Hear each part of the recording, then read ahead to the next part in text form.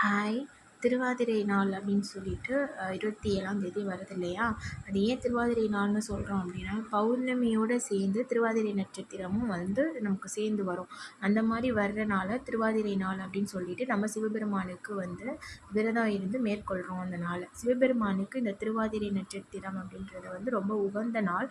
அதனால தான் அன்னைக்கு நம்ம சிவபெருமான் கிட்ட விரதம் இருந்து நானும் என் கணவரும் ஒற்றுமையாக சந்தோஷமாக இருக்கணும் அப்படின்றதுக்காகவோ, இல்லை நம்மளோட குழந்தைங்களோட வாழ்க்கை வந்து நல்லா இருக்கணும் அப்படின்னும் சொல்லிட்டு நம்ம வந்து குடும்ப ஒற்றுமைக்காக சிவபெருமான் கிட்ட நம்ம அன்னைக்கு விரதம் இருக்கலாம்.